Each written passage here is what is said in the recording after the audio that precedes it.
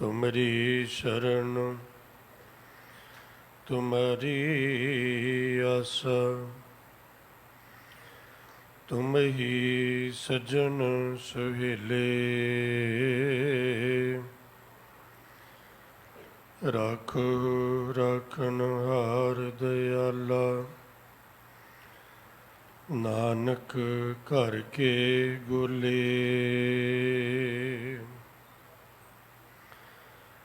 राखो राखनहार दयाला,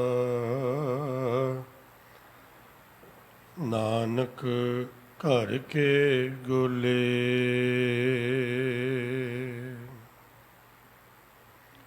सन्मान सत्कारयोग गुरु सवारी गुरु प्यारी, गुरु का रूप स्वरूप खालसा साध संगत जी, वडभागी हो, साहिब नसीब हो, उत्तम कर्मा वाले हो, जो दयालु कृपालु धन धन श्री गुरु तेग बहादुर साहिब गरीब नवाज जी दे रहमतां बख्शिशां भरे पवित्र पावन शहीदी अस्थान गुरुद्वारा सीसगंज साहिब विखे बड़े सत्कार प्यार सहित अमृत वेले तो साहिब श्री गुरु ग्रंथ साहिब महाराज गरीब नवाज जी की परम सुखदाई हजूरी विच जुड़ बैठ करके गुरु के शब्द का रस मान रहे हो। लड़ीवार चल रही कथा विच अज का पावन शब्द आप जी ने प्यार सहित सन्मान सत्कारयोग भाई साहब भाई हरनाम सिंह जी हैड ग्रंथी साहब तिन्हां पासों सरवण कीता। विचार आरंभता तो पहला गुरु बख्शिश कीती, गुरु फतेह प्रवान करो जी। वाहिगुरु जी का खालसा वाहिगुरु जी की फतेह। सतगुरां ने किरपा कीती है संसार दे भले हित गौड़ी राग अंदर साहिब श्री गुरु अर्जन देव पातशाह महाराज गरीब नवाज जी दे पावन मुखार बिंद तो उचारण हुए गुर फरमान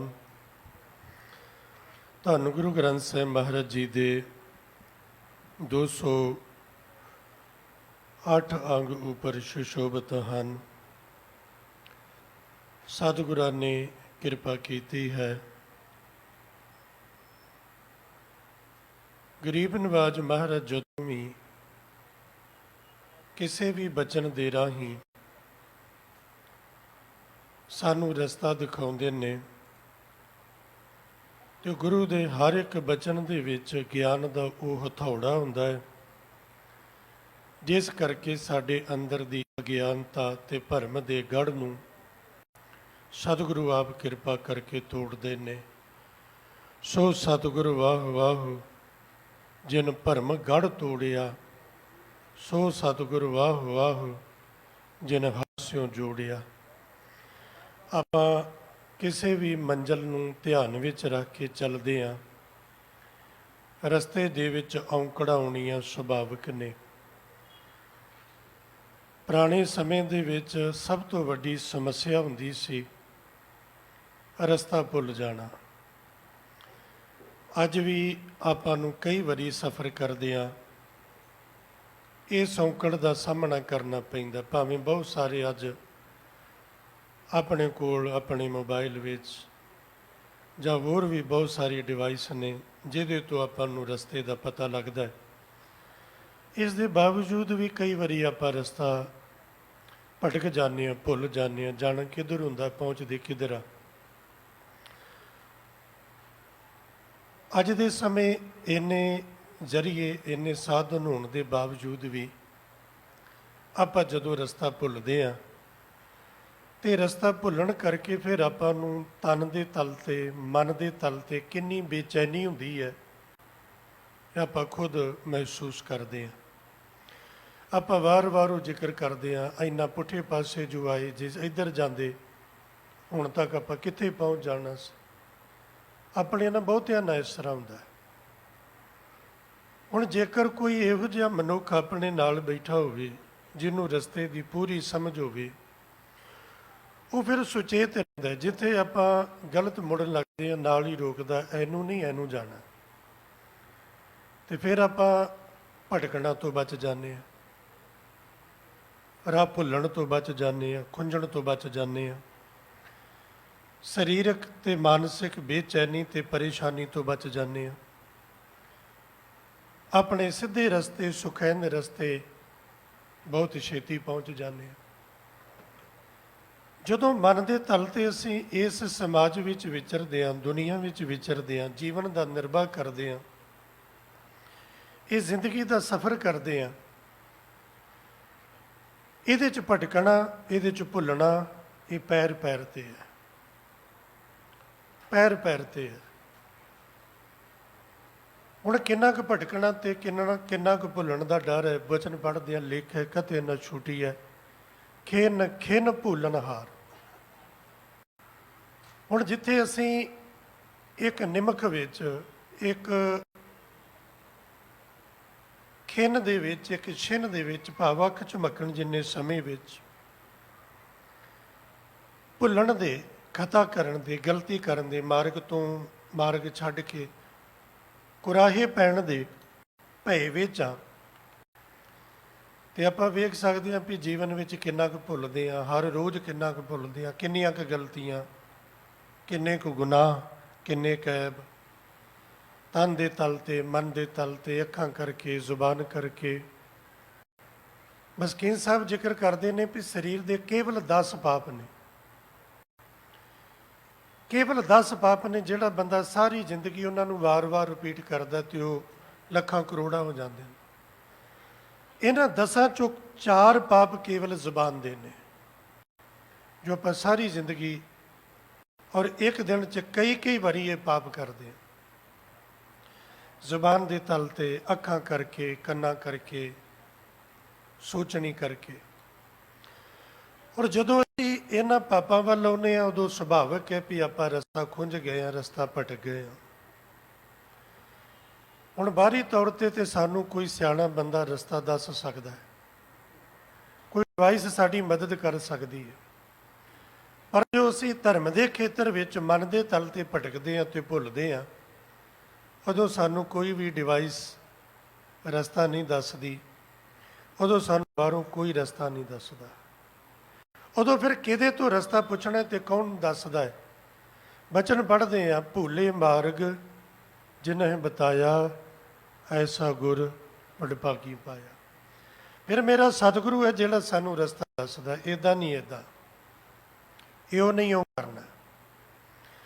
ਅੱਜ ਦੇ ਸ਼ਬਦ ਵਿੱਚ ਮੇਰੇ ਸਤਿਗੁਰੂ ਪਾਤਸ਼ਾਹ ਜੀ ਨੇ ਹਰ ਇੱਕ ਮਨੁੱਖ ਦੀ ਜ਼ਿੰਦਗੀ ਦਾ ਨਿਚੋੜ, ਹਰ ਇੱਕ ਮਨੁੱਖ ਦੀ ਜ਼ਿੰਦਗੀ ਦਾ ਲਕਸ਼, ਹਰ ਇੱਕ ਮਨੁੱਖ ਦੀ ਜ਼ਿੰਦਗੀ ਦੀ ਮੰਜ਼ਿਲ ਔਰ ਸਾਰੀ ਜ਼ਿੰਦਗੀ ਮਨੁੱਖ ਨੇ ਕੀ ਕਰਨਾ ਹੈ, ਮੇਰੇ ਸਤਿਗੁਰੂ ਪਾਤਸ਼ਾਹ ਜੀ ਨੇ ਅੱਜ ਦੇ ਸ਼ਬਦ ਵਿੱਚ ਕਿਰਪਾ ਕੀਤੀ।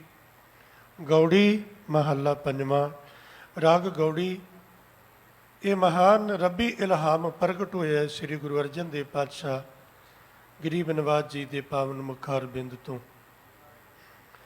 ਅਨੂਪ ਪਦਾਰਥ ਨਾਮ ਸੁਨਹੁ, ਸਗਲ ਧਿਆਇਲੇ ਮੀਤਾ। ਸਤਿਗੁਰੂ ਪਾਤਸ਼ਾਹ ਮਹਾਰਾਜ ਜੀ ਨੇ ਸ਼ਬਦ ਵਰਤਿਆ ਮੀਤਾ, ਤੇ ਮੀਤਾ ਆਪਾਂ ਕਹਿੰਦੇ ਮਿੱਤਰ ਨੂੰ। ਤੇ ਮਿੱਤਰ ਉਹ ਹੁੰਦਾ ਜਿਹੜਾ ਸਾਨੂੰ ਹਮੇਸ਼ਾ ਸਹੀ ਗੱਲ ਦੱਸੇ। ਕਿਸੇ ਵੀ ਮਨੁੱਖ ਦੀ ਜ਼ਿੰਦਗੀ ਵਿੱਚ ਚੰਗਾ ਜਾਂ ਮਾੜਾ ਜਿੰਨਾ ਅਸਰ ਉਹਦੇ ਮਿੱਤਰ ਦੀ ਸੰਗਤ ਦਾ ਹੁੰਦਾ, ਇਹਨਾਂ ਕਿਸੇ ਹੋਰ ਦੀ ਸੰਗਤ ਦਾ ਨਹੀਂ ਹੁੰਦਾ। ਅੱਜ ਤੁਸੀਂ ਵੇਖਦੇ ਹੋ ਬੱਚੇ ਆਪਣੀ ਮਾਂ ਤੋਂ ਪ੍ਰਭਾਵਿਤ ਨਹੀਂ, ਆਪਣੇ ਪਿਓ ਤੋਂ, ਭਰਾ ਤੋਂ, ਭੈਣ ਤੋਂ ਪ੍ਰਭਾਵਿਤ ਨਹੀਂ, ਜਿੰਨੇ ਆਪਣੇ ਮਿੱਤਰ ਤੋਂ ਪ੍ਰਭਾਵਿਤ ਹੋਣਗੇ। ਕਿਸੇ ਦੇ ਆਖੇ ਨਹੀਂ ਲੱਗਣਗੇ, ਮਿੱਤਰ ਦੇ ਆਖੇ ਲੱਗਣਗੇ। ਕਿਸੇ ਨਾਲ ਨਹੀਂ ਤੁਰਨਗੇ, ਮਿੱਤਰ ਨਾਲ ਤੁਰਨਗੇ। ਇਹ ਸਾਂਝ ਹੀ ਇਹੋ ਜਿਹੀ ਹੈ। ਮੇਰੇ ਸਤਿਗੁਰੂ ਪਾਤਸ਼ਾਹ ਜੀ ਨੇ ਸਾਨੂੰ ਮਿੱਤਰ ਕਹਿ ਕੇ ਥਾਂ ਪਰ ਥਾਂ किते सतगुरु ने सानू पुत कह के भी आवाज़ मारी, वीर कह के, भरा कह के भी आवाज़ मारी, और इत्थे सतगुरु जी ने सानू मित्र कह के संबोधन किया ते समझाया। जदों सतगुरु प्रेम नाल समझाउंदे ने, मैं गुरु नूं अपने तो दूर जाना, रब नूं दूर जाना, ये मेरी घट अकल दा सबूत है। पर मेरे गुरु का वड्डापन है भी मेरा सतगुरु मेरे तो कभी जुदा नहीं हुंदा, दूर नहीं हुंदा, हमेशा मेरी बाह फड़ के माड़े पासे तो होड़दा है, चंगे पासे वल तोरदा है। ते मेरे सतगुरु ने कितनी बार समझाया, करो बेनंती, सुनो मेरे मीता, संत टहल की बेला। मीता मित्र, ये मेरे मित्र सुन, जेड़ा रस्ता तू फड़िया है ते जेड़े रस्ते ते तुर के तू सुख लभदा है, इथों किसे नूं अजे तक नहीं लभे, किसे नूं नहीं लभे। आप अपने जीवन में जो भी सीखते हैं, गुजरे हुए समय दी उदाहरण लैके सीखते हैं ना, फलाने ने आ काम किया उन्होंने फायदा होया, आपां भी करिए, उन्हें आ काम किया उन्होंने घाटा होया, आपां नूं बचना चाहिए। आपां उदाहरण लैने ना दूजियां दियां। मेरे सतगुरु कहते ने, तेरे तो पहला पता नहीं किन्नी क अकल दे मालक, किन्नी क सियाणप दे मालक, किन्नियां क चतुराइयां जानन वाले इस दुनिया ते हो गुजरे ने। जेड़े रस्ते तू तुरिया है, इस रस्ते ते तेनू सुख नहीं लभना। तू सुख दा मुतलाशी है, ठीक है, पर जेड़े रस्ते तो तू लभदा है, इस रस्ते तो तू तेनू सुख नहीं मिलना। कि नहीं ना कि ये काज माया पूरे, तेरी सोच है भी पैसे चो सुख मिल जाएगा। हर एक साधन पैसे नाल जुटा लिया जा सकता है।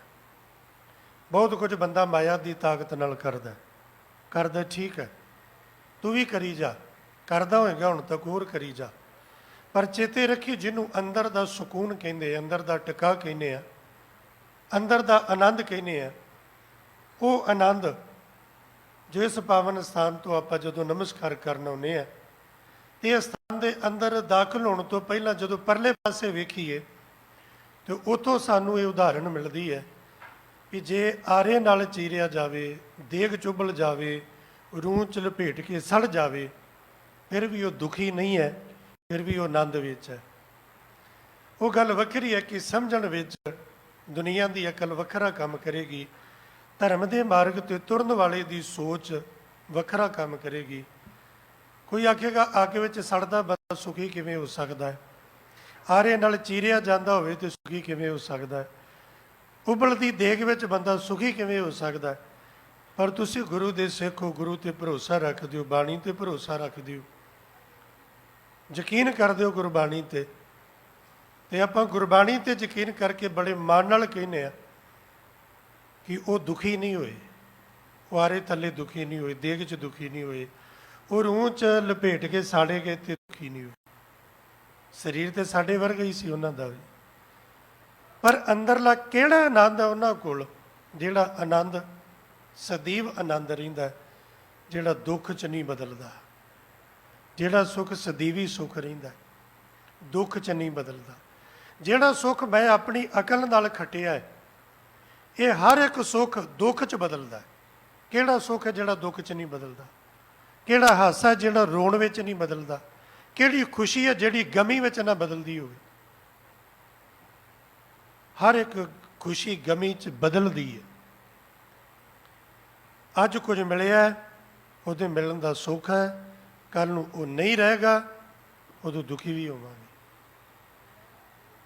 केड़ा सुख दुख विच बदलेगा? जिहड़ा मैं अपनी अकल करके खटिया, जिहड़ा अपनी अकल करके कमाया, ते जिहड़ा सुख गुरु कोलों लिया होएगा ना, वो सुख सदैव सुख रहेगा।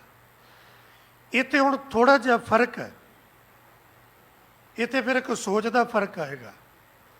मैं इसे गल नूं सुख समझदा, मेरे को पैसा होवे, मेरे को पदवी होवे, जो बहुत तादाद लोगों की सोच है, इत्थे ही सुख, इत्थे ही, मैं उन्होंने सुख समझदा। पर गुरु आखदा सुख की परिभाषा वखरी।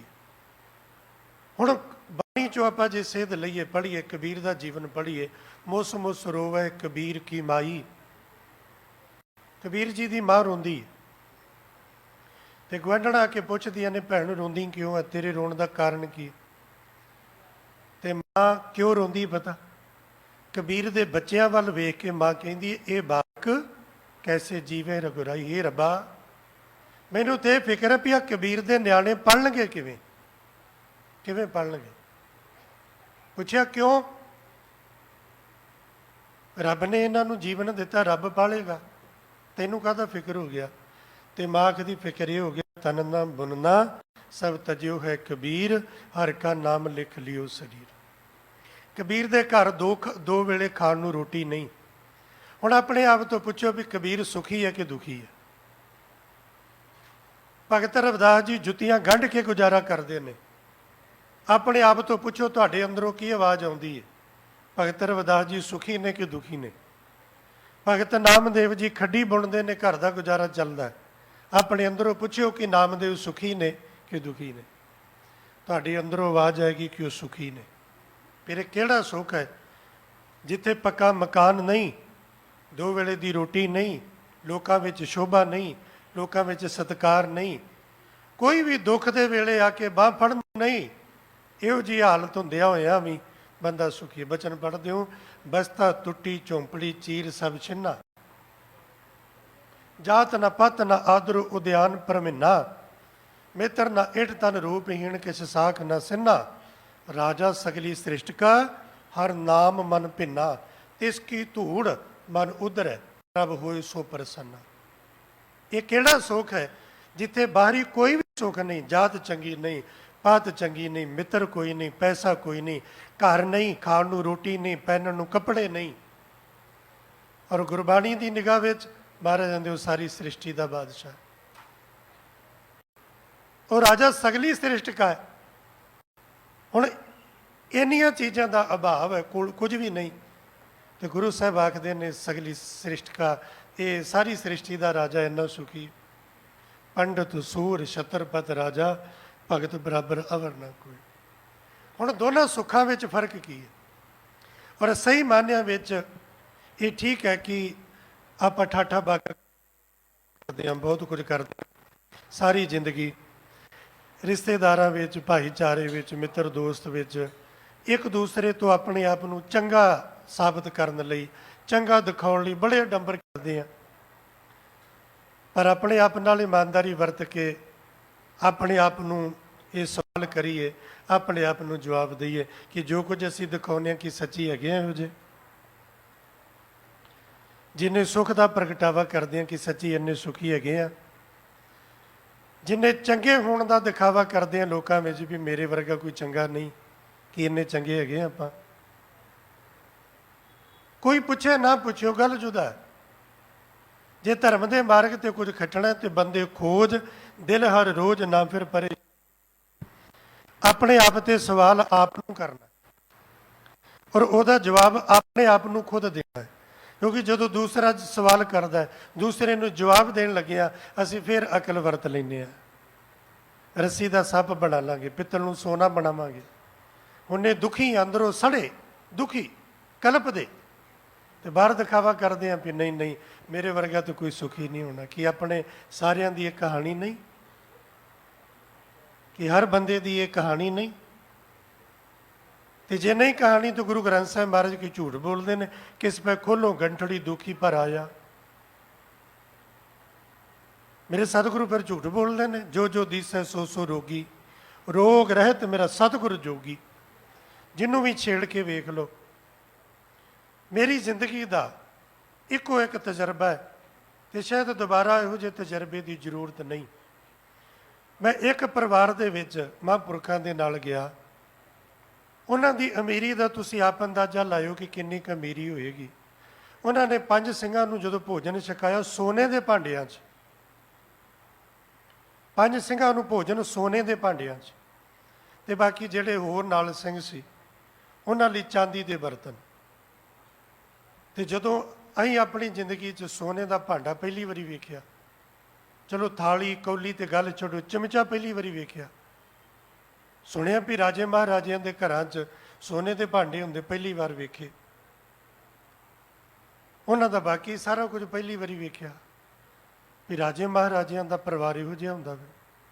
ਉਹਨਾਂ ਦੇ ਬੂਹੇ ਦਰਵਾਜ਼ੇ ਏਡੇ ਏਡੇ, ਉਹਨਾਂ ਦਾ ਹਿਸਾਬ ਕਿਤਾਬ ਵੀ ਪਰੇ।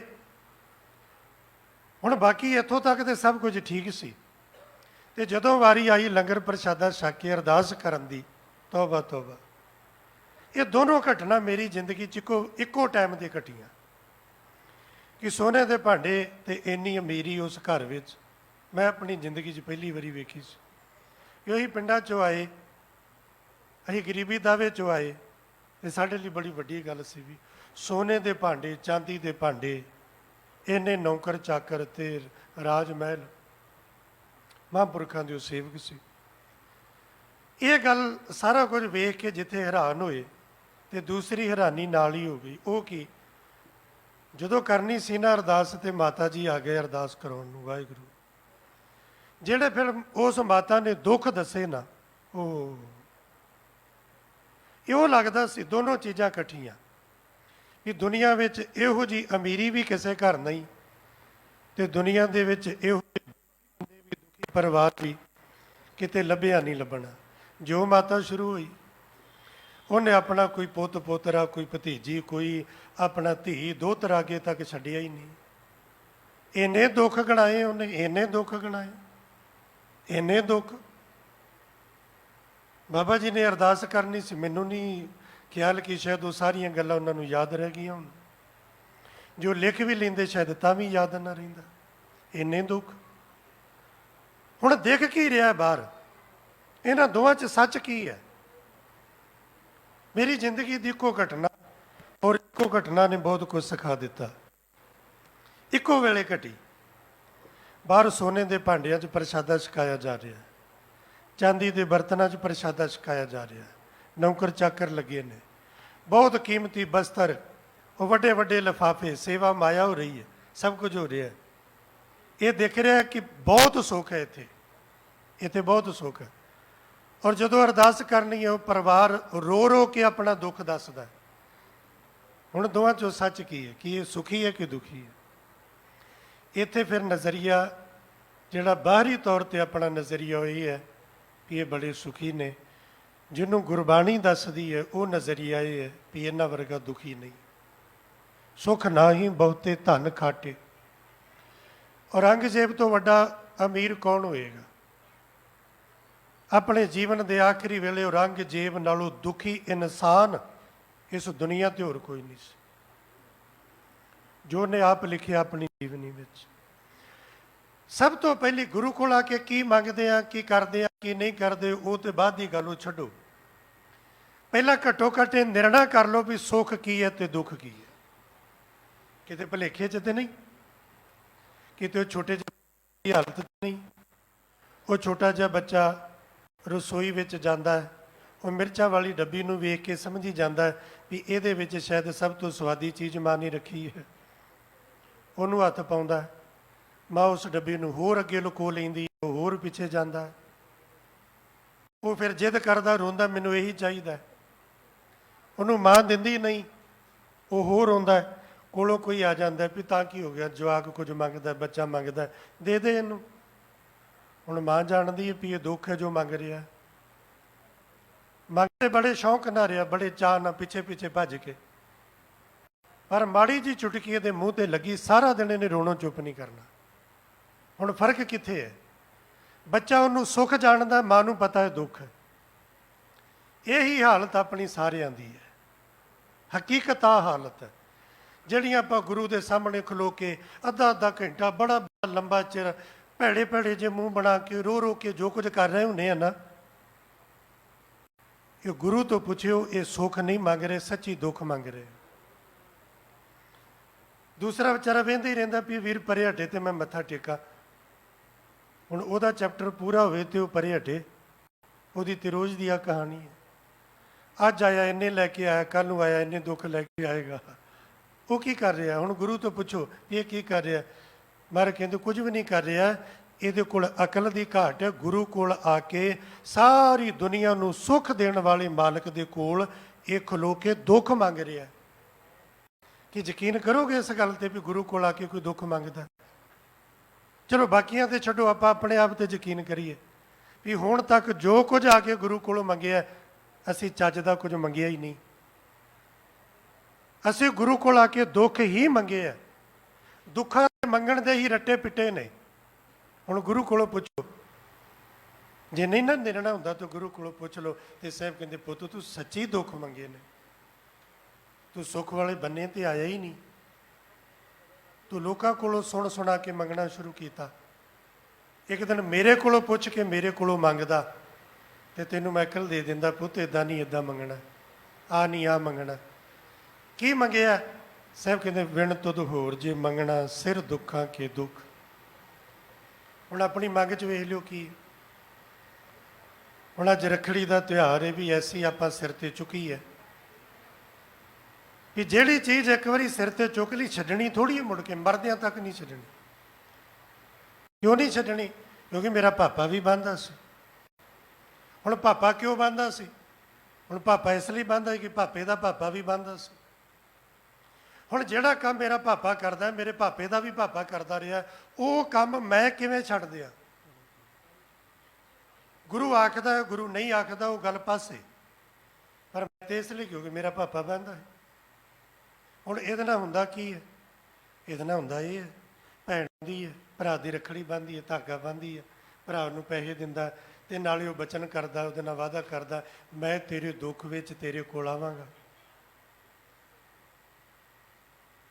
ਕਿ ਇਹ ਵੀ ਝੂਠ ਨਹੀਂ, ਇਹ ਵੀ ਭੁਲੇਖਾ ਨਹੀਂ ਇੱਕ ਦੂਸਰੇ ਨੂੰ? ਆਪਾਂ ਦੂਸਰਿਆਂ ਦੀ ਛੱਡੀ, ਆਪਾਂ ਆਪਣੇ ਆਪ ਦੀ ਵੇਖੀਏ ਕਿ ਸੱਚੀ ਭੈਣ ਦੇ ਦੁੱਖ 'ਚ ਜਾ ਕੇ ਖਲੋਵਾਂਗੇ।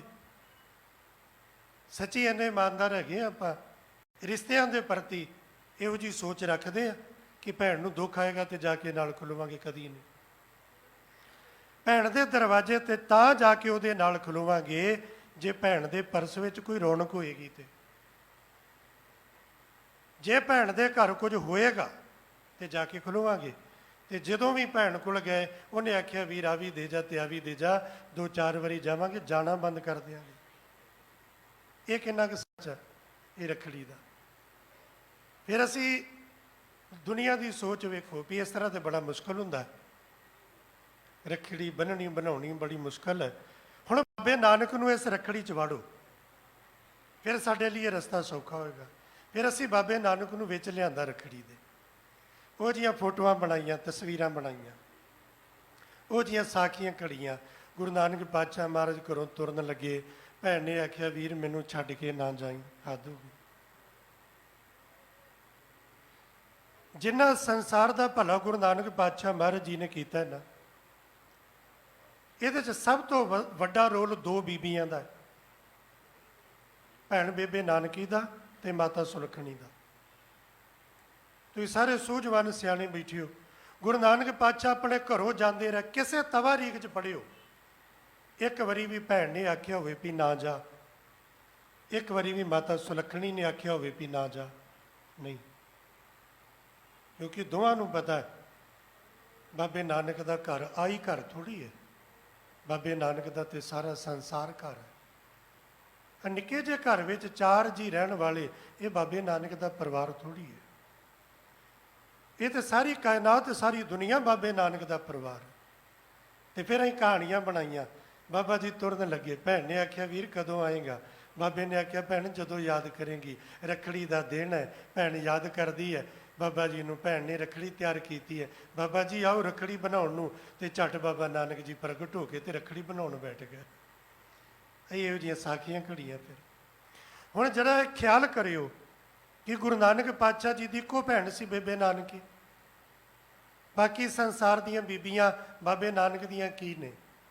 ਜਿਹੜੇ ਬਾਬੇ ਨਾਨਕ ਦੀ ਵਿਚਾਰਧਾਰਾ ਆਖਦੀ ਹੈ ਵੱਡੀ ਮਾਂ ਬਰਾਬਰ ਦੀ ਭੈਣ, ਛੋਟੀ ਧੀ, ਜਿਹੜੇ ਮੇਰੇ ਸਤਿਗੁਰੂ ਵੇਸਵਾ ਦੇ ਸਿਰ ਤੇ ਹੱਥ ਰੱਖ ਕੇ ਆਖਦੇ ਨੇ ਮੇਰੀ ਉਹ ਧੀਓ, ਉਸ ਬਾਬੇ ਨਾਨਕ ਦੀ ਭੈਣ ਦੁਨੀਆ 'ਚ ਕੋਈ ਹੈ ਕਿ ਨਹੀਂ? ਇਸ ਮਨਮਤ ਨੂੰ ਸਿਰੋਂ ਸੁੱਟੀਏ। ਫਿਰ ਅਸੀਂ ਹੋਰ ਕਰਨ ਲੱਗ ਗਏ, ਅਸੀਂ ਗੁਰਦੁਆਰੇ ਲਿਆ ਕੇ ਅਸੀਂ ਜੰਗਲੇ ਭਰਨ ਲੱਗ ਗਏ। ਨਿਸ਼ਾਨ ਸਾਹਿਬ ਨੂੰ ਰੱਖੜੀ ਬੰਨ੍ਹ ਦਿਓ, ਬਾਬੇ ਦੇ ਪੀੜੇ ਦੇ ਪਾਵਿਆਂ ਨੂੰ ਬੰਨ੍ਹ ਦਿਓ, ਇੱਥੇ ਬੰਨ੍ਹ ਦਿਓ, ਉੱਥੇ ਬੰਨ੍ਹ ਦਿਓ। ਕਿਉਂ? ਇਹ ਤਿਉਹਾਰ ਹੈ ਜੀ, ਬਾਬੇ ਨੂੰ ਰੱਖੜੀ ਬੰਨਾਂਗੇ, ਬਾਬਾ ਸਾਡੀ ਰੱਖਿਆ ਕਰੇਗਾ। ਹੁਣ ਜੇ ਆ ਰੱਖਿਆ ਵਾਲੀ ਗੱਲ ਗੁਰੂ ਤੋਂ ਪੁੱਛੀ ਹੁੰਦੀ, ਸਤਿਗੁਰੂ ਤੁਸੀਂ ਦੱਸੋ ਇਹ ਰਕਸ਼ਾ ਬੰਧਨ ਕੀ ਹੈ? ਤੇ ਮੇਰੇ ਸਤਿਗੁਰੂ ਆਖਦੇ ਨੇ, ਗੁਰ ਕਾ ਸ਼ਬਦ ਰਖਵਾਰੇ, ਚੌਂਕੀ ਚੌਗਿਰਦ ਹਮਾਰੇ। ਬਾਹਰ ਕਹਿੰਦੇ ਤੇਰੀ ਰੱਖਿਆ ਦਾ ਜਿਹੜਾ ਸਭ ਤੋਂ ਵਧੀਆ ਸਾਧਨ ਹੈ ਨਾ, ਉਹ ਹੈ ਗੁਰੂ ਦਾ ਸ਼ਬਦ। ਕੋਈ ਭਰਾ ਭੈਣ ਕੋਲ ਰੱਖਿਆ ਕਰਨ ਜਾਵੇ ਨਾ ਜਾਵੇ। ਦੂਸਰੀ ਚੀਜ਼, ਇਹ ਤਿਉਹਾਰ ਗੁਰੂ ਨਾਨਕ ਦੀ ਵਿਚਾਰਧਾਰਾ ਦੇ ਬਿਲਕੁਲ ਉਲਟ ਜੇ, ਬਿਲਕੁਲ ਉਲਟ, ਬਿਲਕੁਲ ਉਲਟ।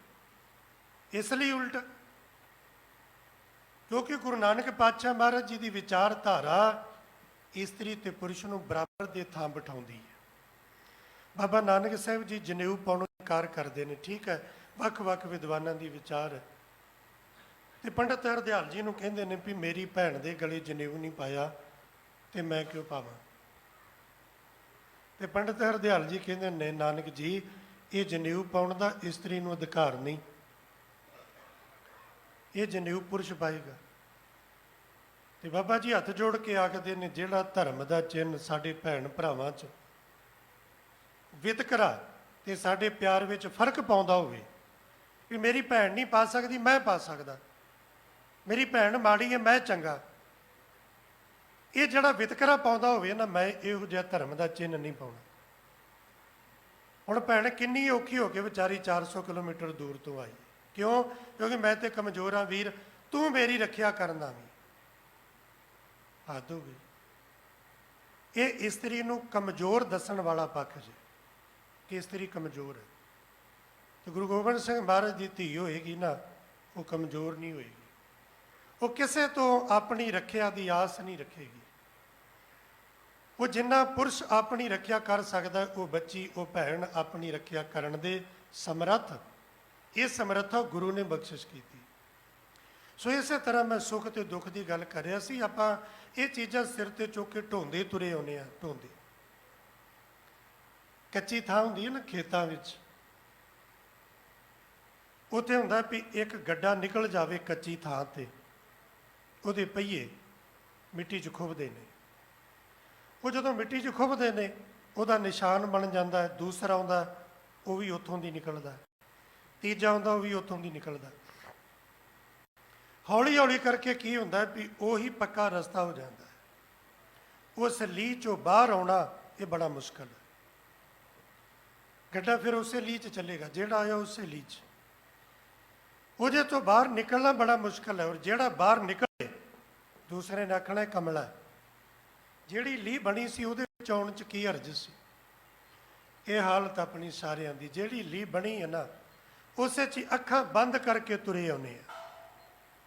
ਉਹ ਚੰਗੀ ਹੈ ਕਿ ਨਹੀਂ ਹੈ, ਗੁਰਮਤਿ ਵਾਲੀ ਹੈ ਕਿ ਨਹੀਂ ਹੈ, ਉਹਨੂੰ ਗੁਰੂ ਮੰਨਦਾ ਕਿ ਨਹੀਂ ਮੰਨਦਾ, ਗੁਰੂ ਪ੍ਰਵਾਨ ਕਰਦਾ ਕਿ ਨਹੀਂ ਕਰਦਾ, ਨਾ। ਕਿਉਂਕਿ ਆਪਾਂ ਉਸੇ ਲੀਹ 'ਚ, ਹੁਣ ਜਿਵੇਂ ਮੈਂ ਬੇਨਤੀ ਕੀਤੀ ਨਾ, ਉਹ ਕੋਈ ਵੀ ਲੀਹ ਹੋਵੇ, ਕਿ ਤਿਉਹਾਰ ਦੀ ਹੋਵੇ, ਉਹ ਰੱਖੜੀ ਦੀ ਹੋਵੇ, ਕੋਈ ਹੋਰ ਹੋਵੇ, ਇਹ ਤਾਂ ਸ਼ੁਰੂ ਤੋਂ ਤੁਰੀ ਆਉਂਦੀ ਹੈ ਜੀ, ਤੁਰੀ ਆਉਂਦੀ, ਤੁਸੀਂ ਵੀ ਤੁਰੇ ਰਹੋ ਬਸ। ਮੇਰੇ ਸਤਿਗੁਰੂ ਨੇ ਕਿਰਪਾ ਕੀਤੀ, ਸੁੱਖ ਤੇ ਦੁੱਖ ਦੀ ਪਰਿਭਾਸ਼ਾ ਦੱਸੀ।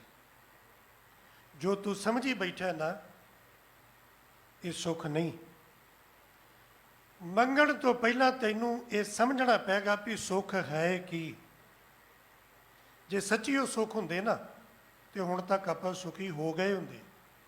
ਇੰਨੇ ਸਾਲ ਨਾ ਲੱਗਦੇ, ਇੰਨੇ ਵਰੇ ਨਾ ਲੱਗਦੇ। 60-60 ਸਾਲ ਹੋ ਗਏ, 70-70 ਸਾਲ ਹੋ ਗਏ, ਉਹੀ ਰੱਟੇ ਪਿੱਟੇ, ਉਹੀ ਕਹਾਣੀਆਂ, ਉਹੀ ਰੀਲ ਪੱਕੀ ਫਿੱਟ ਕੀਤੀ, ਉਹੀ ਤੁਰੀ ਆਉਂਦੀ ਹੈ, ਰੋਜ਼ ਦੀ ਰੋਜ਼ ਉਹੀ, ਉਹਨੂੰ ਰਿਪੀਟ ਤੇ ਲਾਇਆ ਹੋਇਆ ਵਾਰ-ਵਾਰ। ਔਰ ਆ ਕੇ ਕੁਝ ਕਰਨ ਦੀ ਜ਼ਰੂਰਤ ਨਹੀਂ ਪੈਂਦੀ, ਹੱਥ ਜੋੜ ਕੇ ਖਲੋਤੇ ਤੇ ਰੀਲ ਸ਼ੁਰੂ। ਜੇ ਸੱਚੀ ਸੁੱਖ ਹੁੰਦਾ ਤੇ ਹੁਣ ਤੱਕ ਸੁਖੀ ਹੋ ਗਏ ਹੁੰਦੇ। ਉਹ ਸੁੱਖ ਨਹੀਂ ਹੈ। ਜਿਹਨੂੰ ਵੀ ਆਪਾਂ ਸੁੱਖ ਮੰਨ ਕੇ ਬੈਠੇ ਆ, ਉਹ ਸੁੱਖ ਨਹੀਂ ਹੈ। ਉਹ ਸੁੱਖ ਦੀ ਝਲਕ ਹੈ, ਸੁੱਖ ਦਾ ਪਰਛਾਵਾਂ ਹੈ, ਸੁੱਖ ਨਹੀਂ ਹੈ। ਸੁੱਖ ਇਹਦੇ ਕੋਲ ਹੈ। ਤੇ ਨਾਲੇ ਫਿਰ ਬਚਨ ਯਾਦ ਵੀ ਨੇ, ਪੜ੍ਹ ਵੀ ਲੈਨੇ, ਜੋ ਸੁੱਖ ਕੋ ਚਾਹੇ ਸਦਾ ਸ਼ਰਨ ਰਾਮ ਕੀਲੇ। ਹੁਣ ਸ਼ਰਨ ਰਾਮ ਕੀਲੇ, ਗੁਰੂ ਦੀ ਸ਼ਰਨ ਵਿੱਚ ਆਉਣ ਦਾ ਮਕਸਦ ਵੀ ਆਪਾਂ ਇੰਨਾ ਕੁ ਸਮਝ ਲਿਆ ਕਿ ਘਰੋਂ ਚੱਲ ਕੇ ਆਏ, ਜੋੜੇ ਜਮ੍ਹਾਂ ਕਰਾਓ, ਗੱਡੀ ਲਾਓ, ਗੁਰੂ ਗ੍ਰੰਥ ਸਾਹਿਬ ਦੇ ਸਨਮੁਖ ਆ ਕੇ ਮੱਥਾ ਟੇਕ ਲਿਆ, ਕੀ ਹੋਇਆ? ਗੁਰੂ ਦੀ ਸ਼ਰਨ 'ਚ ਆ ਗਏ। ਨਹੀਂ, ਸ਼ਰਨ 'ਚ ਆਉਣਾ ਇਹਦੇ ਤੋਂ ਅੱਗੇ ਹੈ। ਸ਼ਰਨ 'ਚ ਆਉਣਾ ਮਨ ਰੇ, ਪ੍ਰਭ ਕੀ ਸ਼ਰਨ ਵਿਚਾਰੋ। ਸ਼ਰਨ ਹੁੰਦਾ ਆ ਕਰਨਾ, ਬਾਹਾਂ ਖੜੀਆਂ ਕਰਕੇ ਉਹਦੇ ਅੱਗੇ ਝੁਕ ਜਾਣਾ। ਹੁਣ ਜੋ ਤੂੰ ਆਖੇਗਾ ਉਹ ਹੋਏਗਾ। ਮੈਂ ਜੋ ਕਰੇਗਾ ਉਹ ਹੋਏਗਾ, ਜੋ ਤੂੰ ਆਖੇਗਾ ਉਹ ਹੋਏਗਾ। ਜੋ ਖਾਣ ਨੂੰ ਦੇਵੇਂਗਾ ਖਾਵਾਂਗਾ, ਜੋ ਪਹਿਨਣ ਨੂੰ ਦੇਵੇਂਗਾ ਪਹਿਨਾਂਗਾ। ਹੁਣ ਮੈਂ ਆਪਣੀ ਨਹੀਂ ਵਰਤਣੀ, ਹੁਣ ਤੇਰੀ ਵਰਤਣੀ। ਕਿਉਂ? ਤੇਰੀ ਸ਼ਰਨ ਚ। ਅਨੂਪ ਪਦਾਰਥ ਨਾਮ ਸੁਣੋ। ਮਾਰੇ ਕਹਿੰਦੇ ਝਾੜੂ ਮਾਰ ਕੇ ਇੱਕ ਪਾਸੇ ਕਰ ਇਹਨੂੰ। ਗਿਆਨੇ ਕੀ ਵੱਢਣੀ ਮਨੁ ਹੱਥ ਲੈ। ਗਿਆਨ ਦਾ ਝਾੜੂ ਲੈ ਕੇ ਨਾ ਕਾਤਰਤਾ ਕੁਤਵਾਰ ਬਹਾਰੇ। ਜੋ ਅੰਦਰ ਕੂੜਾ ਕਰਕਟ ਗੰਦ ਇਕੱਠਾ ਕੀਤਾ ਹੈ ਨਾ ਸੁਰਤ ਵਿੱਚ, ਗਿਆਨ ਦੇ ਝਾੜੂ ਨਾਲ ਪਾਸੇ ਕਰ ਦੇ। ਕੋਈ ਪਾਸੇ ਹਟਾ ਦੇ, ਨਵੇਂ ਸਿਰੇ ਤੋਂ ਆ। ਤੁਸੀਂ ਡਾਕਟਰ ਕੋਲ ਜਾਂਦੇ ਹੋ ਨਾ, ਕਈ ਵਾਰੀ ਦੱਸ ਦਿਓ ਆਪਣਾ ਰੋਗ, ਪੁੱਛਦਾ ਪਹਿਲਾਂ ਕੋਈ ਦਵਾਈ ਖਾਧੀ? ਬੜੀ ਖਾਧੀ, ਉੱਥੋਂ ਵੀ ਖਾਧੀ, ਉੱਥੋਂ ਵੀ ਖਾਧੀ, ਉੱਥੋਂ ਵੀ। ਤੇ ਜਿਹੜਾ ਸਿਆਣਾ ਡਾਕਟਰ ਹੁੰਦਾ ਉਹਨੂੰ ਕਹਿੰਦਾ ਸਭ ਬੰਦ ਕਰ ਦੇ, ਸੁੱਟ ਦੇ ਉਹਨਾਂ ਨੂੰ, ਪਾਸੇ ਕਰ। ਉਹਨਾਂ ਨੇ ਤੇਰਾ ਫਾਇਦਾ ਨਹੀਂ, ਤੇਰਾ ਨੁਕਸਾਨ ਕੀਤਾ ਹੈ, ਪਾਸੇ ਕਰ। ਆ ਖਾ। ਇੱਦਾਂ ਹੀ ਕਰਦੇ ਆ ਨਾ ਆਪਾਂ, ਪਹਿਲੀ ਨੂੰ ਸੁੱਟ ਦਿੰਦੇ ਹਾਂ। ਬਾਰੇ ਕਹਿੰਦੇ ਜਿੰਨੀ ਵੀ ਅਕਲ ਦੇ ਵਿੱਚ ਆ ਖਿਆਲ ਭਰੇ ਨੇ ਨਾ, ਸੁਣੇ ਸੁਣਾਏ, ਮੇਰਾ ਪਾਪਾ ਵੀ ਕਰਦਾ ਸੀ ਤਾਂ, ਬਾਪੂ ਵੀ ਕਰਦਾ ਸੀ ਤਾਂ, ਇੱਕ ਪਾਸੇ ਕਰ ਇਹਨਾਂ ਨੂੰ। ਇਹਨਾਂ ਨੂੰ ਝਾੜੂ ਨਾਲ ਇੱਕ ਪਾਸੇ ਕਰਕੇ ਤੇ ਸਾਹਿਬ ਕਹਿੰਦੇ ਆ ਨਵੀਂ ਗੱਲ ਸੁਣ। ਜੇ ਤੇਰੇ ਸਮਝ ਪੈ ਜਾਏ ਤੇ ਤੇਰਾ ਭਲਾ ਹੋ ਜਾਏਗਾ, ਤੇਰੇ 'ਚ ਬਦਲਾਵ ਆ ਜਾਏਗਾ, ਤੈਨੂੰ ਸਮਝ ਆ ਜਾਏਗੀ ਸੁੱਖ ਕੀ ਹੈ। ਫਿਰ ਉਸ ਸੁੱਖ ਦੇ ਪਿੱਛੇ ਦੌੜੇਗਾ। ਉਹ ਸੁੱਖ ਕੀ ਹੈ? ਅਨੂਪ ਪਦਾਰਥ। ਸੰਸਕ੍ਰਿਤ ਦਾ ਸ਼ਬਦ ਅਨੂਪ। ਜਿੱਥੇ ਜਾ ਕੇ ਸ਼ਬਦ ਮੁੱਕ ਜਾਣ ਨਾ, ਉੱਥੇ ਸ਼ਬਦ ਵਰਤਿਆ ਜਾਂਦਾ ਅਨੂਪ। ਕਿਸੇ ਦੀ ਸੁੰਦਰਤਾ ਲਈ, ਕਿਸੇ ਦੀ ਵਡਿਆਈ ਲਈ, ਕਿਸੇ ਵੀ ਥਾਂ ਤੇ ਜਦੋਂ ਸ਼ਬਦ ਮੁੱਕ ਜਾਣ, ਇਹਦੀ ਕੋਈ ਹੋਰ ਉਦਾਹਰਣ ਦਿੱਤੀ ਨਹੀਂ ਜਾ ਸਕਦੀ, ਹੋਰ ਕੋਈ ਗੱਲ ਸਮਝ ਆ ਹੀ ਨਹੀਂ ਰਹੀ, ਉੱਥੇ ਸ਼ਬਦ ਆਉਂਦਾ ਅਨੂਪ। ਅਨਉਪਮਾ, ਇਹਦੇ ਵਰਗਾ ਹੋਰ ਕੋਈ ਹੈ ਹੀ ਨਹੀਂ, ਗੱਲ ਹੀ ਖਤਮ। ਮਹਾਰਾਜ ਨੇ ਸ਼ਬਦ ਵਰਤਿਆ ਅਨੂਪ। ਕੀ ਅਨੂਪ? ਪਦਾਰਥ, ਵਸਤੂ।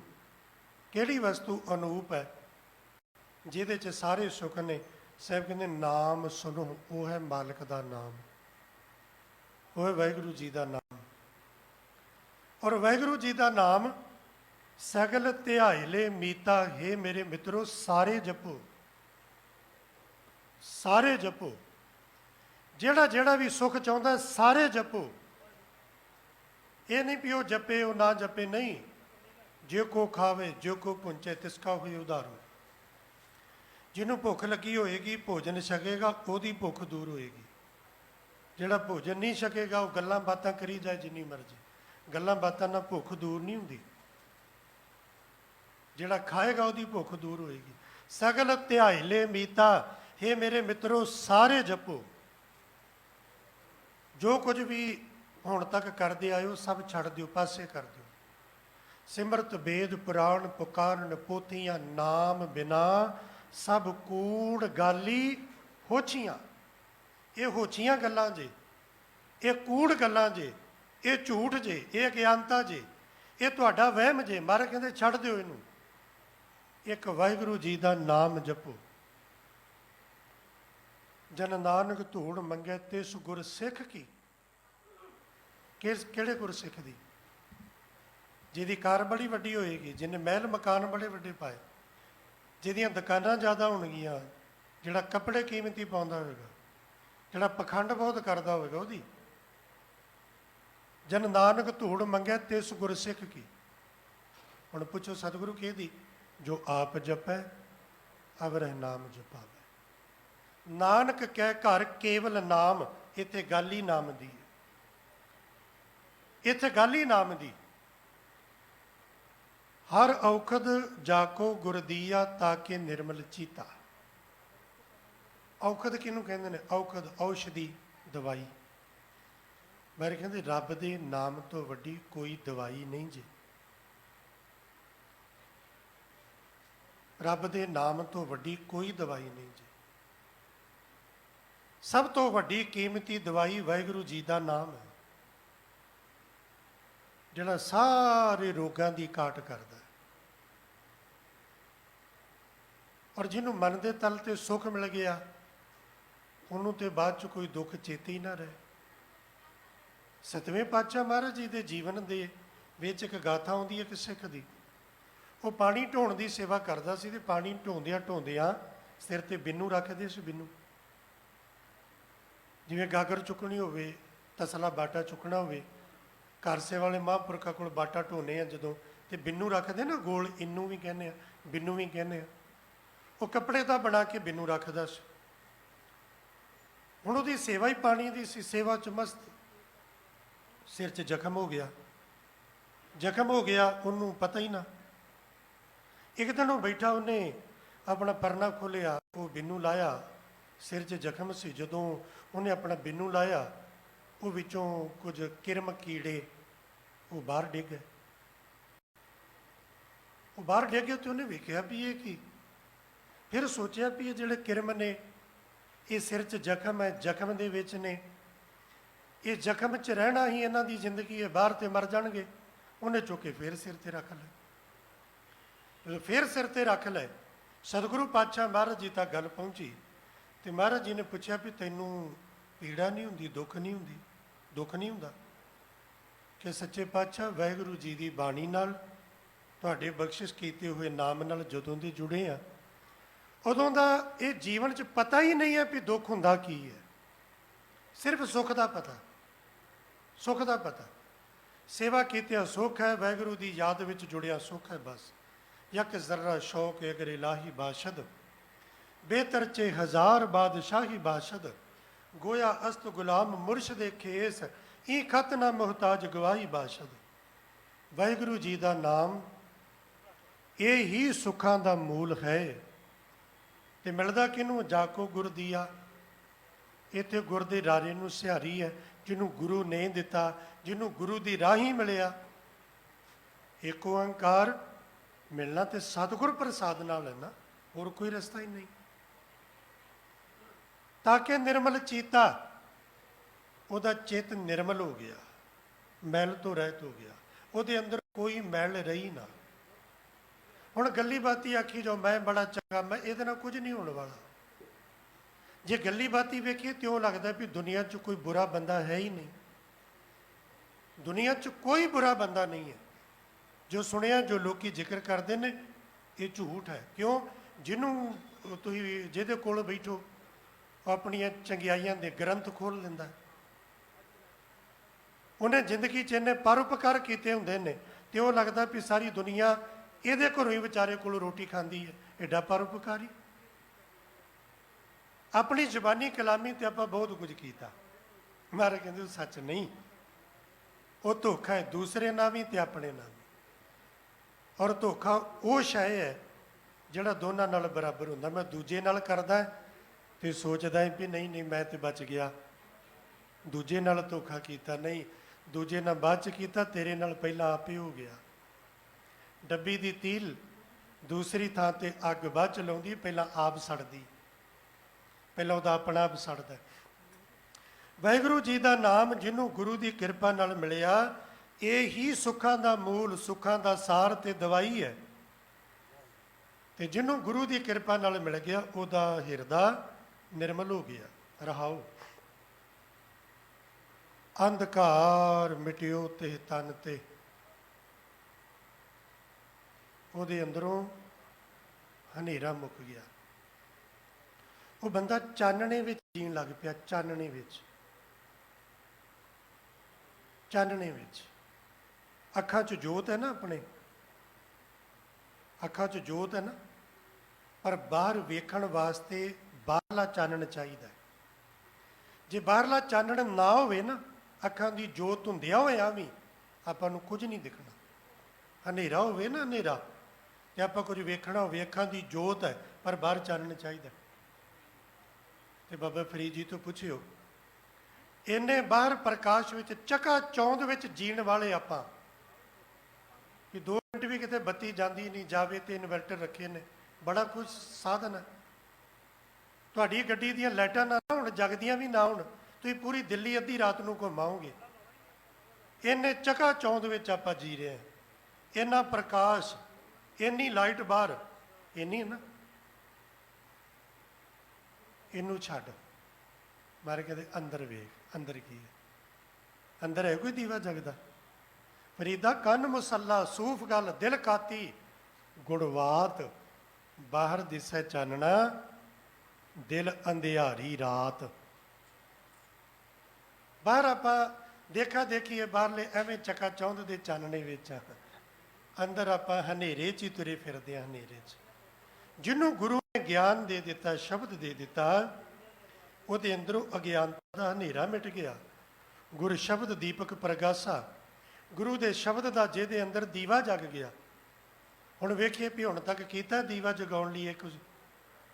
ਕਦੀ ਇਹ ਮੰਗਿਆ ਵੀ ਅੰਦਰ ਗਿਆਨ ਦਾ ਦੀਵਾ ਜਗੇ, ਸਮਝ ਦਾ ਦੀਵਾ ਜਗੇ, ਅਕਲ ਦਾ ਦੀਵਾ ਜਗੇ, ਗੁਰੂ ਦੀ ਮੱਤ ਦਾ ਦੀਵਾ ਜਗੇ, ਚੰਗੀ ਸੋਝੀ ਦਾ ਦੀਵਾ ਜਗੇ? ਨਾ। ਹੁਣ ਤੇ ਬਸ ਰੱਟੇ ਪਿੱਟੇ, ਗਿੱਟੇ ਦੁਖਦੇ ਨੇ, ਗੋਡੇ ਦੁਖਦੇ ਨੇ, ਮੁੰਡੇ ਦੀ ਨੌਕਰੀ ਨਹੀਂ ਲੱਗੀ, ਘਰ 'ਚ ਪੋਤਰਾ ਨਹੀਂ ਹੁੰਦਾ, ਆਹੀ ਕੁਝ ਤੁਰੇ ਆ ਬਸ ਆਪਾਂ। ਔਰ ਇਹ ਕਦੀ ਨਹੀਂ ਮੁੱਕਣਾ। ਆਪਾਂ ਮੁੱਕ ਜਾਣਾ ਇਹ ਕੁਝ ਕਰਦੇ ਆ, ਇਹ ਨਹੀਂ ਮੁੱਕਣਾ, ਇਹ ਕਦੀ ਨਹੀਂ ਮੁੱਕਣਾ। ਮੈਂ ਇਸੇ ਪਾਵਨ ਸਥਾਨ ਤੇ ਵੇਖ ਰਿਹਾ, ਅਰਦਾਸ ਕਰਾਉਣ ਨੂੰ ਸਾਡੇ ਬੱਚੇ ਦੇ ਬੱਚੀ ਦੇ ਨੰਬਰ ਆ ਜਾਣ, ਕਿਉਂ? ਉਹਨੇ ਬਾਹਰ ਜਾਣਾ, ਫੇਰ ਆ ਗਏ। ਸ਼ੁਕਰਾਨੇ ਦੀ ਅਰਦਾਸ ਜੀ, ਬੱਚਾ ਬਾਹਰ ਚਲਾ ਗਿਆ, ਚਲੋ ਗੱਲ ਮੁੱਕ ਗਈ? ਨਹੀਂ, ਅਜੇ ਤੇ ਸ਼ੁਰੂ ਹੋਈ ਹੈ। ਹੁਣ ਫਿਰ ਅਗਲਾ ਕੰਮ ਸ਼ੁਰੂ ਹੋ ਗਿਆ। ਹੁਣ ਕੀ ਅਰਦਾਸ ਹੈ? ਪਹਿਲਾਂ ਸੀ ਵੀ ਨੰਬਰ ਆ ਜਾਣ, ਨੂੰ ਪਾਸ ਹੋ ਜਾਏ, ਬਾਹਰ ਚਲੇ ਜੇ, ਚਲਾ ਤੇ ਗਿਆ। ਹੁਣ ਉੱਥੇ ਉਹ ਪੱਕਾ ਹੋ ਜਾਏ, ਉੱਥੇ ਹੁਣ PR ਹੋ ਜਾਏ, ਚਲੋ ਹੋ ਜਾਏਗਾ, ਫਿਰ ਮੁੱਕ ਜਾਏਗੀ ਗੱਲ? ਨਾ, ਫਿਰ ਉੱਥੇ ਤੱਕ ਪਹੁੰਚ ਕੇ ਅੱਗੇ ਕੁਝ ਹੋਰ ਦਿਖ ਜਾਣਾ ਹੈ। ਇਹ ਤੁਹਾਡੀ ਮੇਰੀ ਆਪਣੇ ਸਾਰਿਆਂ ਦੀ ਜ਼ਿੰਦਗੀ ਦੀ ਇਹ ਸੱਚਾਈ ਹੈ। ਇਹ ਉਹ ਸੱਚਾਈ ਹੈ ਜਿਹੜੀ ਜਦੋਂ ਇਸ ਸੱਚੇ ਦੇ ਸਾਹਮਣੇ ਆਉਂਦੇ ਆ, ਇੱਥੇ ਸਾਰਾ ਕੁਝ ਝੂਠ ਹੋ ਜਾਂਦਾ, ਕੂੜ ਹੋ ਜਾਂਦਾ। ਇਹ ਤਾਂ ਕਦੀ ਵੀ ਨਹੀਂ ਮੁੱਕਣ ਵਾਲਾ। ਅੱਜ ਹੋਰ, ਕੱਲ ਹੋਰ, ਪਰਸੋਂ ਹੋਰ, ਮੰਗਦੇ ਜਾਓ, ਮੰਗਦੇ ਜਾਓ, ਕੁਝ ਪੂਰਾ ਹੋ ਗਿਆ, ਕੁਝ ਬਾਕੀ ਰਹਿ ਗਿਆ, ਹੋਰ ਮੰਗੋ, ਕਰਦੇ ਰਹੋ। ਕਿੱਦਣ ਯਤਨ ਕੀਤਾ ਵੀ ਅੰਦਰ ਗਿਆਨ ਦਾ ਦੀਵਾ ਜਗੇ? ਕਿੱਦਣ ਆਖਿਆ ਸਤਿਗੁਰੂ ਕੁਝ ਹੋਰ ਨਹੀਂ ਚਾਹੀਦਾ, ਤੇਰੀ ਮੱਤ ਚਾਹੀਦੀ ਹੈ, ਤੂੰ ਆਪਣੀ ਅਕਲ ਦੇ, ਵਿਸਰ ਨਾਹੀ ਦਾਤਾਰ ਆਪਣਾ ਨਾਮ ਦੇ, ਗੁਣ ਗਾਵਾਂ ਦਿਨ ਰਾਤ ਨਾਨਕ ਚਾਓ। ਇਹ ਤੇ ਮੰਗਿਆ ਹੀ ਨਾ। ਪਰਮ ਕੀ ਜਾਲੀ ਤਾਕੀ ਕਾਟੀ, ਜਾ ਕੋ ਸਾਧ ਸੰਗਤ ਵਿਸ਼ਵਾਸਾ। ਜਿਹੜਾ ਗੁਰੂ ਤੇ ਭਰੋਸਾ ਕਰਕੇ, ਯਕੀਨ ਕਰਕੇ ਇੱਥੇ ਆ ਗਿਆ ਨਾ, ਉਹਦੇ ਭਰਮ ਦੇ ਜਾਲ ਜਿਹਦੇ 'ਚ ਆਪਾਂ ਆਪੇ ਹੀ ਫਸੇ ਆ। ਮੱਕੜੀ ਜਾਲ ਬੁਣਦੀ ਹੈ ਨਾ, ਉਹ ਬਾਹਰੋਂ ਕੋਈ ਆ ਕੇ ਉਹਨੂੰ ਉਸ ਜਾਲ 'ਚ ਨਹੀਂ ਫਸਾਉਂਦਾ, ਆਪੇ ਜਾਲ ਬੁਣਦੀ, ਆਪੇ ਉਹਦੇ 'ਚ ਫਸਦੀ ਹੈ। ਉਹ ਪੁੱਠਾ ਜਾਲ ਬੁਣਦੀ ਹੈ, ਆਪ ਤਾਂ ਹੁੰਦੀ ਹੈ, ਥੱਲੇ ਉਹ ਜਾਲ ਬੁਣ ਲੈਂਦੀ ਹੈ, ਸਾਰਾ ਰਸਤਾ ਬੰਦ। ਤੇ ਫਿਰ ਸਿਆਣੇ ਆਂਦੇ ਨੇ, ਆਪੇ ਫਾਥੜੀ ਹੈ, ਤੈਨੂੰ ਕੌਣ ਛਡਾਵੇ? ਹੁਣ ਫਸੇ ਆਪ। ਇਸੇ ਤਰ੍ਹਾਂ ਦਾ ਆਪੇ ਜਾਲ ਬੁਣਿਆ, ਆਪਾਂ ਆਪੇ ਫਸੇ। ਤੇ ਇਸ ਜਾਲ 'ਚੋਂ ਜੇ ਬਚਾ ਸਕਦਾ ਕੋਈ, ਜਾਲ ਕੱਟ ਸਕਦਾ ਤੇ ਗੁਰੂ। ਭਰਮ ਕੀ ਜਾਲੀ, ਇਹ ਜਿਹੜਾ ਭਰਮ ਦਾ ਜਾਲ ਹੈ ਨਾ ਸਾਡੇ 'ਚੋਂ ਗਿਰਦ, ਇਹ ਗੁਰੂ ਕੱਟਦਾ। ਕਿਹਦਾ ਕੱਟਦਾ? ਜਾ ਕੋ ਸਾਧ ਸੰਗਤ ਵਿਸ਼ਵਾਸਾ, ਜਾ ਕੇ ਮਨ ਗੁਰ ਕੀ ਪ੍ਰਤੀਤ, ਤਿਸ ਜਨ ਆਵੇ ਹਰ ਪ੍ਰਭ ਚੀਤ। ਜਿਹਨੂੰ ਗੁਰੂ ਤੇ ਭਰੋਸਾ ਹੈ, ਜਿਹਨੂੰ ਗੁਰੂ ਦੀ ਸੰਗਤ ਤੇ, ਗੁਰੂ ਦੀ ਸ਼ਰਨ ਤੇ ਵਿਸ਼ਵਾਸ ਹੈ। ਤਾਰੀ ਲੈ ਭਵਜਲ ਤਾਰੂ ਵਿਖੜਾ, ਬੋਹਿਤ ਸਾਧੂ ਸੰਗਾ। ਤਾਰੀ ਲੈ, ਉਹਨੇ ਤਰ ਲਿਆ। ਬਿਖਮ ਦੁਸਤਰ, ਨਾ ਤਰਿਆ ਜਾਣ ਵਾਲਾ ਭਵਜਲ ਸੰਸਾਰ ਸਮੁੰਦਰ। ਇਹ ਸਮੁੰਦਰ ਦੀ ਕੇਵਲ ਉਦਾਹਰਣ ਹੈ। ਕਿਹੜਾ ਸਮੁੰਦਰ? ਕੋਈ ਬਾਹਰੋਂ ਸਮੁੰਦਰ ਨਹੀਂ, ਇਹ ਅੰਦਰ ਦਾ ਸਮੁੰਦਰ, ਅਗਿਆਨਤਾ ਵਾਲਾ, ਜਿਹਦੀ ਕੋਈ ਸੀਮਾ ਹੀ ਨਹੀਂ, ਜਿਹਦੀ ਡੂੰਘਾਈ ਦਾ ਕੋਈ ਪਤਾ ਹੀ ਨਹੀਂ, ਔਰ ਜਿਹਦੇ 'ਚ ਹੁਣ ਤੱਕ ਪਤਾ ਨਹੀਂ ਕਿੰਨੇ ਡੁੱਬ ਗਏ, ਖੱਪ ਗਏ, ਮਰ ਗਏ, ਕਿੰਨਿਆਂ ਕਿੰਨੇ ਮਰ ਜਾਣਾ ਹੈ। ਉਸ ਅਗਿਆਨਤਾ ਦੇ ਸਮੁੰਦਰ ਵਿੱਚ, ਭਰਮ ਦੇ ਸਮੁੰਦਰ ਵਿੱਚ, ਦੁਬਿਧਾ ਦੇ ਸਮੁੰਦਰ ਵਿੱਚ, ਦੁਰਮਤ ਦੇ ਸਮੁੰਦਰ ਵਿੱਚ, ਈਰਖਾ ਦੇ ਸਮੁੰਦਰ ਵਿੱਚ, ਦੁਈ ਦਵੈਸ਼ ਦੇ ਸਮੁੰਦਰ ਵਿੱਚ, ਲੋਭ ਦੇ ਲਾਲਚ ਦੇ ਸਮੁੰਦਰ ਵਿੱਚ ਜੋ ਰਾਤ ਦਿਨ ਗੋਤੇ ਖਾਨੇ ਡੁੱਬਦੇ ਆ ਨਾ, ਉਹਦੇ 'ਚੋਂ ਕੇਵਲ ਗੁਰੂ ਛਡਾਉਂਦਾ ਜੀ, ਗੁਰੂ ਬਚਾਉਂਦਾ ਜੀ।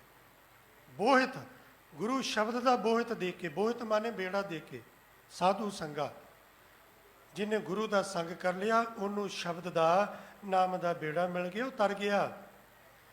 ਪੂਰਨ ਹੋਈ ਮਨ ਕੀ ਆਸਾ, ਗੁਰ ਭੇਟਿਓ ਹਰ ਰੰਗਾ। ਉਹਦੀ ਮਨ ਦੀ ਆਸ ਪੂਰੀ ਹੋ ਗਈ। ਹੁਣ ਇੱਥੇ ਕੋਈ ਜ਼ਿਕਰ ਆਇਆ ਵੀ ਕਿਸੇ ਨੂੰ ਜ਼ਮੀਨ ਮਿਲ ਗਈ, ਕਿਸੇ ਨੂੰ ਪਦਵੀ ਮਿਲ ਗਈ, ਕਿਸੇ ਨੂੰ ਪੋਸਟ ਮਿਲ ਗਈ, ਜੋ ਕੁਝ ਅਸੀਂ ਮੰਗਿਆ ਮਿਲ ਗਿਆ ਤੇ ਮਨ ਦੀ ਆਸ ਪੂਰੀ ਹੋਈ? ਨਹੀਂ ਹੈ। ਮਹਾਰਾਜ ਕਹਿੰਦੇ ਨਿਸ਼ਾਨਾ ਸੀ ਸੁੱਖ ਦਾ। ਜਦੋਂ ਇਹ ਸ਼ਬਦ ਨਾਲ ਜੁੜਿਆ ਇਹਨੂੰ ਸੁੱਖ ਮਿਲਿਆ। ਖਾਣ ਨੂੰ ਰੋਟੀ ਹੈ ਕਿ ਨਹੀਂ ਹੈ, ਪਰ ਇਹਨੂੰ ਸੁੱਖ ਮਿਲਿਆ। ਇਹ ਬਰੀਕ ਵਿਸ਼ਾ ਹੈ। ਜਿਹਦੀ ਸਮਝ ਆ ਗਿਆ ਨਾ, ਜਿਹਨੇ ਪਕੜ ਲਿਆ, ਉਹ ਗੁਰੂ ਦੇ ਸ਼ਬਦ ਨਾਲ ਜੁੜ ਜਾਏਗਾ। ਪਾਉਣ ਨੂੰ ਕੱਪੜੇ ਨਹੀਂ ਹੈਗੇ, ਖਾਣ ਨੂੰ ਰੋਟੀ ਨਹੀਂ ਹੈਗੀ, ਘਰ ਛੱਤ ਚੋਂਦੀ ਹੈ, ਕੱਚਾ ਘਰ ਹੈ, ਪਰ ਕਹਿੰਦੇ ਇਹਨੂੰ ਸੁੱਖ ਮਿਲ ਗਿਆ, ਇਹ ਸੁਖੀ ਹੋ ਗਿਆ। ਉਹਦੇ ਤੋਂ ਗੁਰੂ ਨੇ ਕਿਰਪਾ ਕੀਤੀ, ਉਹਦੀ ਮਨ ਦੀ ਆਸ ਪੂਰੀ ਹੋ ਗਈ, ਉਹਨੂੰ ਸੁੱਖ ਮਿਲ ਗਿਆ। ਗੁਰ ਭੇਟਿਓ ਹਰ ਰੰਗਾ। ਅਕਾਲ ਪੁਰਖ ਵਾਹਿਗੁਰੂ ਨੇ ਉਹਦੇ ਤੇ ਤਰਸ ਕੀਤਾ, ਉਹਨੂੰ ਗੁਰੂ ਦਾ ਮਿਲਾਪ ਹੋ ਗਿਆ। ਨਾਮ ਖਜ਼ਾਨਾ ਭਗਤੀ ਪਾਇਆ, ਮਨ ਤਨ ਤ੍ਰਿਪਤ ਅਗਾਏ। ਜਦੋਂ ਗੁਰੂ ਕੋਲ ਭਗਤੀ ਦਾ, ਨਾਮ ਦਾ ਖਜ਼ਾਨਾ ਗੁਰੂ ਨੇ ਬਖਸ਼ਿਸ਼ ਕਰਕੇ ਝੋਲੀ 'ਚ ਪਾਇਆ, ਤਨ ਕਰਕੇ ਤੇ ਮਨ ਕਰਕੇ ਤ੍ਰਿਪਤ ਅਗਾਏ, ਰੱਜ ਗਏ। ਸਾਚ ਨਾਮ ਆਧਾਰ ਮੇਰਾ, ਜਿਨ ਭੁੱਖਾ ਸਭ ਪਾਈਆਂ। ਉਹਦੇ ਅੰਦਰੋਂ ਸ਼ੋਧਪੁਣਾ ਚਲਾ ਗਿਆ, ਉਹਦੀ ਭੁੱਖ ਹੀ ਮਿਟ ਗਈ, ਮੰਗਦਾ ਹੀ ਨਹੀਂ। ਹੁਣ ਜਿਹੜੀ ਉਹ ਰੀਲ ਚੱਲਦੀ ਸੀ ਨਾ ਰਿਪੀਟ ਤੇ, ਉਹ ਬੰਦ ਹੋ ਗਈ। ਹੁਣ ਨਹੀਂ ਚੱਲਦੀ। ਸਮਝ ਜੋ ਆ ਗਈ ਕਿ ਸੁੱਖ ਇੱਥੇ ਨਹੀਂ, ਸੁੱਖ ਇੱਥੇ ਹੈ। ਤਾਂ ਹੀ ਵਿਦਵਾਨ ਕਹਿੰਦੇ ਨੇ ਜਦੋਂ ਦਿਸ਼ਾ ਬਦਲਦੇ ਨਾ, ਦਿਸ਼ਾ ਤੇ ਦਸ਼ਾ ਆਪਣੇ ਆਪ ਬਦਲ ਜਾਂਦੀ ਹੈ। ਜਦੋਂ ਦਿਸ਼ਾ ਬਦਲ ਗਈ ਤੇ ਦਸ਼ਾ ਗੁਰੂ ਨੇ ਬਦਲਤੀ। ਸੰਸਾਰ ਵਾਲੇ ਪਾਸੇ ਤੋਂ ਹਟ ਇੱਧਰ ਆਏ, ਗੁਰੂ ਨੇ ਦਸ਼ਾ ਬਦਲਤੀ। ਨਾਨਕ ਹਰਿ ਜੀਉ ਤਾਂ ਕੋ ਦੇਵੈ, ਜਾ ਕੋ ਹੁਕਮ ਮਨਾਈ। ਫਿਰ ਇਹ ਦਾਤ ਕਿਹਨੂੰ ਗੁਰੂ ਦਿੰਦਾ, ਕਿਹਦੀ ਝੋਲੀ 'ਚ ਪਾਉਂਦਾ? ਜਿਹਨੂੰ ਗੁਰੂ ਹੁਕਮ ਮੰਨਣ ਦੀ ਤਾਕੀਦ ਕਰਦਾ ਹੈ, ਜਿਹਨੂੰ ਹੁਕਮ ਮੰਨਣ ਦੀ ਜਾਚ ਸਿਖਾਉਂਦਾ ਹੈ, ਜਿਹਨੂੰ ਹੁਕਮ ਮੰਨਣ ਦਾ ਬਲ ਬਖਸ਼ਦਾ ਹੈ, ਤੇ ਜਿਹੜਾ ਗੁਰੂ ਦੇ ਹੁਕਮ ਅਨੁਸਾਰ ਚੱਲਣ ਲੱਗ ਜਾਏ ਨਾ, ਫਿਰ ਗੁਰੂ ਕਿਰਪਾ ਕਰਕੇ ਸਾਰਾ ਕੁਝ ਬਿਨਾਂ ਮੰਗਣ ਤੋਂ, ਬਿਨਾਂ ਲਿਲੜੀਆਂ ਕੱਢੇ ਤੋਂ, ਬਿਨਾਂ ਤਰਲੇ ਲਏ ਤੋਂ ਗੁਰੂ ਆਪ ਝੋਲੀ 'ਚ ਉਹਦੀ ਇਹ ਦਾਤ ਪਾਉਂਦਾ। ਤੇ ਜਿਹਦੀ ਝੋਲੀ 'ਚ ਗੁਰੂ ਨਾਮ ਦੀ ਦਾਤ ਪਾਵੇ ਨਾ, ਉਹਨੂੰ ਸਦੀਵ ਹੀ ਸੁੱਖ ਮਿਲਦੇ ਨੇ। ਗੁਰੂ ਕਿਰਪਾ ਕਰੇ। ਜਿਹੜੇ ਸੁੱਖ ਆਪਾਂ ਹੁਣ ਤੱਕ ਸਮਝੀ ਬੈਠੇ ਆ, ਇਹ ਸੁੱਖ ਨਹੀਂ। ਉਹੀ ਸੁੱਖ ਹੈ ਜੋ ਮੇਰਾ ਗੁਰੂ ਦੱਸਦਾ ਹੈ। ਤੇ ਗੁਰੂ ਨੇ ਦੱਸਿਆ, ਸੁੱਖ ਨਾਹੀਂ ਬਹੁਤੇ ਧਨ ਖਾਟੇ, ਸੁੱਖ ਨਾਹੀਂ ਪੇਖੇ ਨਿਰਤ ਨਾਟੇ, ਸੁੱਖ ਨਾਹੀਂ ਬਹੁ ਦੇਸ਼ ਕਮਾਏ, ਸਰਬ ਸੁਖਾ ਹਰ ਹਰ ਗੁਣ ਗਾਏ। ਗੁਰੂ ਕਿਰਪਾ ਕਰੇ ਇਹ ਸੁੱਖ ਦੀ ਸਾਨੂੰ ਸਮਝ ਆਵੇ, ਔਰ ਇਹ ਤੌਫੀਕ ਸਤਿਗੁਰੂ ਸਾਰਿਆਂ ਦੀ ਝੋਲੀ 'ਚ ਪਾ ਕੇ ਸਭ ਨੂੰ ਨਿਵਾਜਣ। ਭੁੱਲਾਂ ਗਲਤੀਆਂ ਦੀ ਖਿਮਾ। ਵਾਹਿਗੁਰੂ ਜੀ ਕਾ ਖਾਲਸਾ, ਵਾਹਿਗੁਰੂ ਜੀ ਕੀ ਫਤਿਹ।